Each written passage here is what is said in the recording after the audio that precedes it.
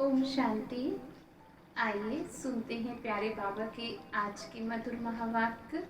आज वाणी की डेट है 4 मई 2020।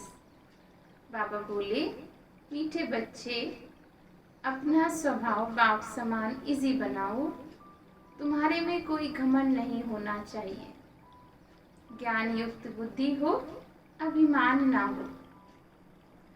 प्रश्न है, सर्विस करते हुए भी कई बच्चे बेबी से भी बेबी हैं कैसे? कई बच्चे सर्विस करते हुए भी बेबी से भी बेबी हैं कैसे? आंसर है, कई बच्चे सर्विस करते रहते हैं, दूसरों को ज्ञान सुनाते रहते हैं, लेकिन बाप को याद नहीं करते। कहते हैं बाबा याद भूल जाती है। तो बाबा उन्हें बेबी से भी बेबी कहता है, क्योंकि बच्चे कभी बाप को भूलते नहीं हैं। तुम्हें तो जो बाप प्रिंस प्रिंसेस बनाता है, उसे तुम क्यों भूल जाते? बाबा ने पूछा कि जो बाप तुम्हें प्रिंस प्रिंसेस बनाता है, उसे तुम बच्चे क्यों भूल जाते? अगर भूलेंगे तो वर्षा कैसे मिलेगा? तुम्हें हाथों से काम करते भी बाप को याद करना है। ओम शांति।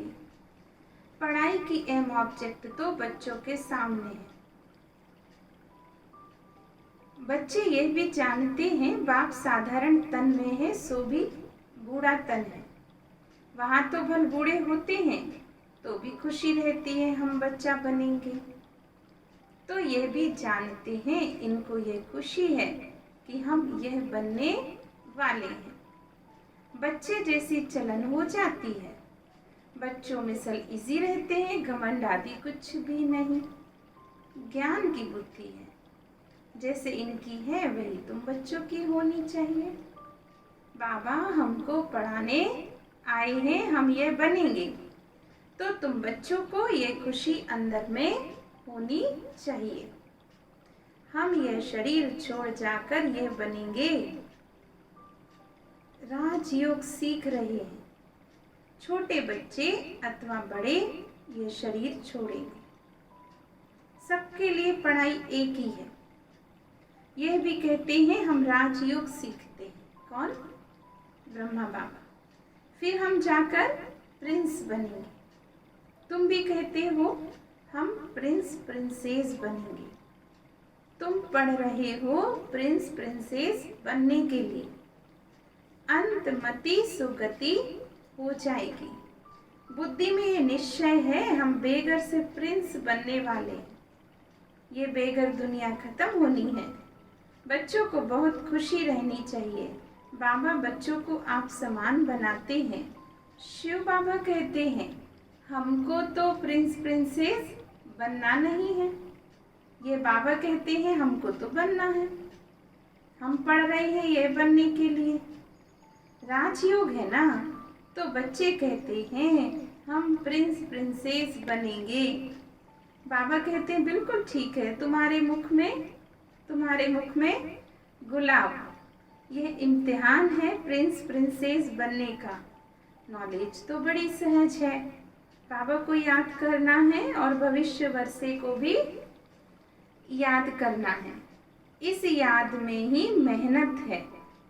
इस याद में रहेंगे तो अंतमति सुगति हो जाएगी।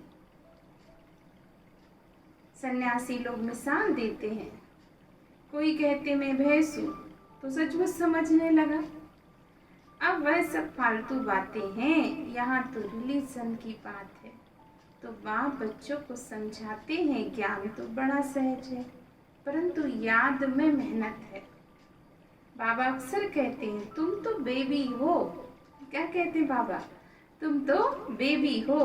तो बच्चों के उलझने आते हम बेबी हैं। बाबा कहते हैं हाँ बेबी हो।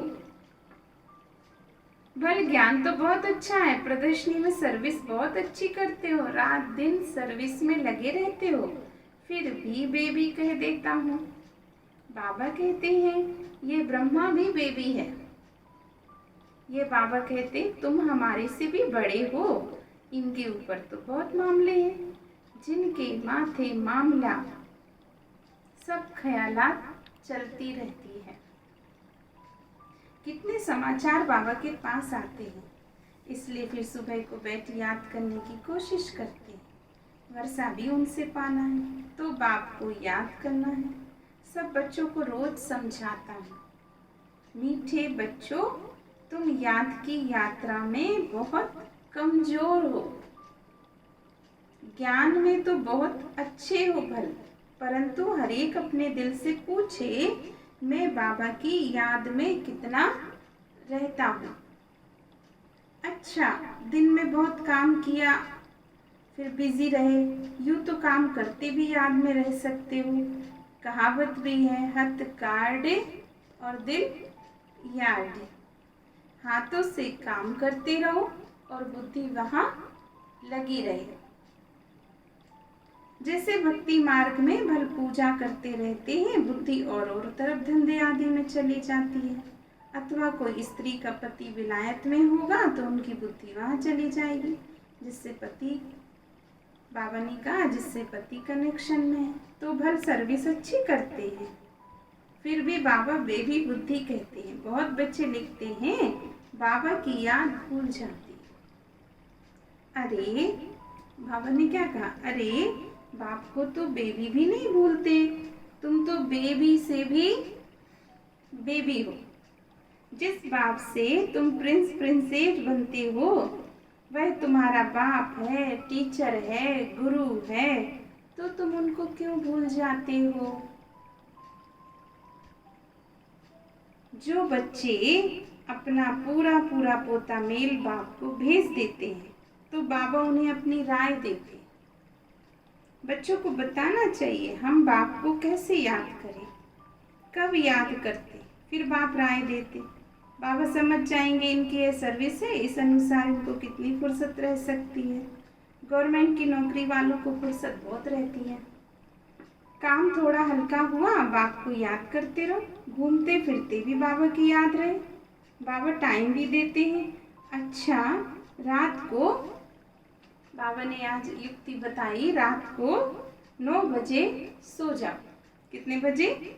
9 बजे सो जाओ और फिर 2-3 बजे उठकर बाबा को याद करो। 9 बजे सोकर 2-3 बजे उठकर बाबा को याद करो। यहाँ आकर बैठ जाओ, परंतु ये भी बैठने की आदत बाबा नहीं डालते। याद तो चलते फिरते भी कर सकते हो। यहाँ तो बच्चों को बहुत फुर्सत है। आगे तुम एकांत में पहाड़ों पर जाकर बैठते थे। बाबा को याद तो जरूर करना है, नहीं तो विकर्म विनाश कैसे होंगे। बाबा को याद नहीं कर सकते तो जैसे बेबी से भी बेबी ठहरे।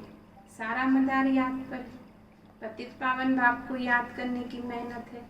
नॉलेज तो बहुत सहज है, ये भी जानते हैं यहाँ आकर समझेंगे वही जो कलब कलब आए होंगे। बच्चों को डायरेक्शन मिलते रहते हैं। कोशिश यही करनी है हम तमो प्रधान से सतो प्रधान कैसे बने।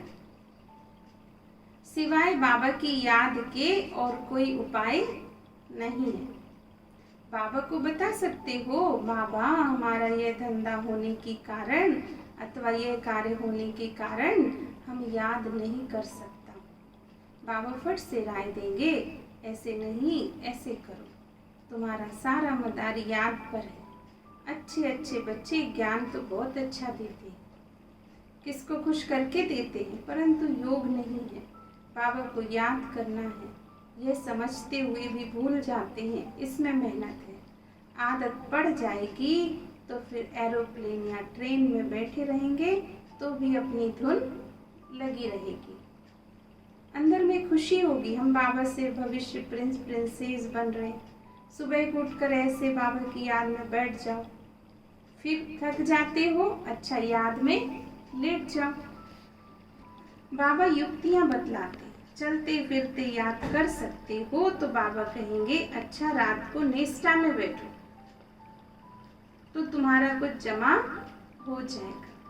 परंतु ये जबरदस्ती एक जगह बैठना तो जैसे हठ योग है।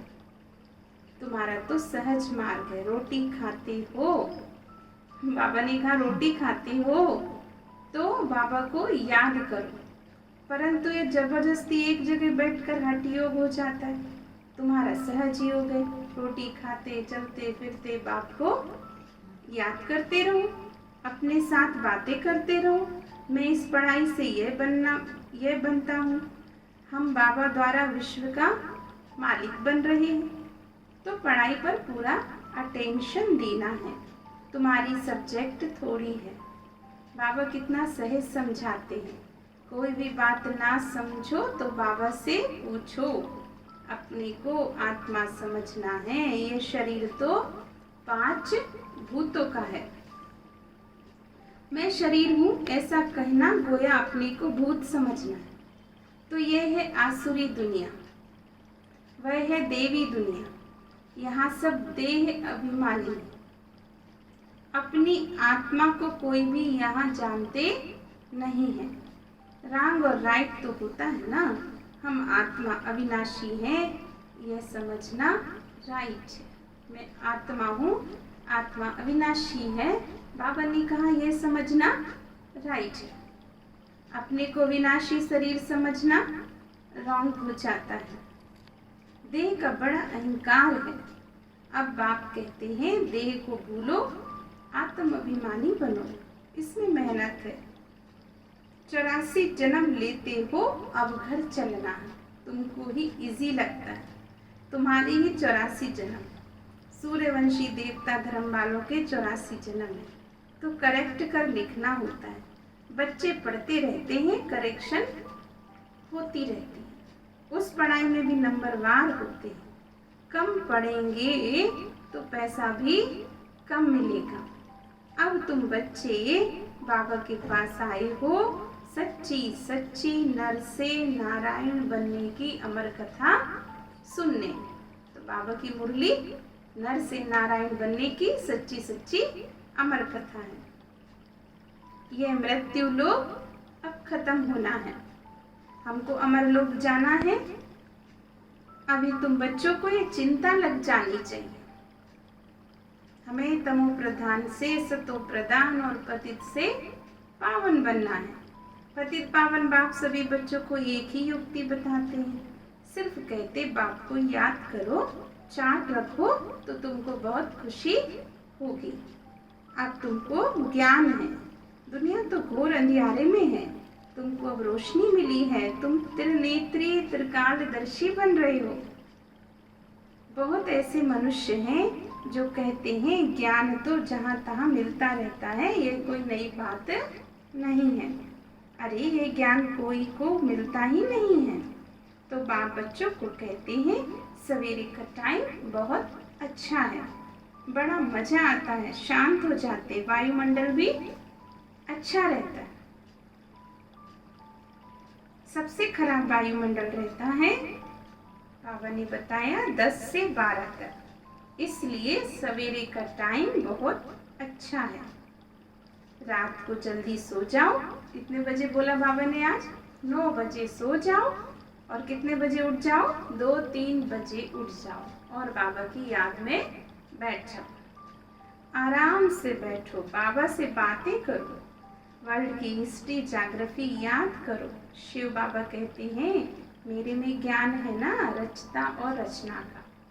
मैं तुमको टीचर बनकर पढ़ाता हूँ, तुम आत्मा बाप को याद करते रहते हो। तो भारत का प्राचीन योग भी मशहूर है। योग किसके साथ है यह भी लिखना है। आत्मा का परमात्मा के साथ योग अर्थात याद है। तुम बच्चे अभी जानते हो हम ऑलराउंडर हैं, पूरे 84 जन्म लेते हैं। यहाँ ब्राह्मण कुल के ही आएंगे तो हम ब्राह्मण हैं। अभी हम देवता बन रहे हैं। सरस्वती भी बेटी है ना, बूढ़ा भी है पर बहुत खुशी होती है। अब हम शरीर छोड़ जाकर राजा के घर में जन्म लेंगे। मनुष्य भल क्या भी बोलते रहे, तुम्हारी खुशी गुम क्यों होनी चाहिए। बाबा ने कहा कोई कुछ भी बोले पर तुम बच्चों की खुशी गुम नहीं होनी चाहिए। बाबा को याद ही नहीं करेंगे तो नर से नारायण कैसे बनेंगे। ऊंच बनना चाहिए ना, ऐसा पुरुषार्थ करके दिखाओ। मूंझते क्यों, दिल होल क्यों होते हो। बाबा ने कहा दिल शिकस्त नहीं होना है, ठंडे ठंडे नहीं होना है। दिल होल क्यों होते हो। कई बच्चे सोचते हैं सभी थोड़े ही राजा बनेंगे, ये ख्याल आया माना। फिर स्कूल में बैरिस्टरी, इंजीनियरिंग आदि पढ़ते हैं, ऐसे कहेंगे क्या कि सब थोड़े बैरिस्टर बनेंगे, सब थोड़े इंजीनियर बनेंगे।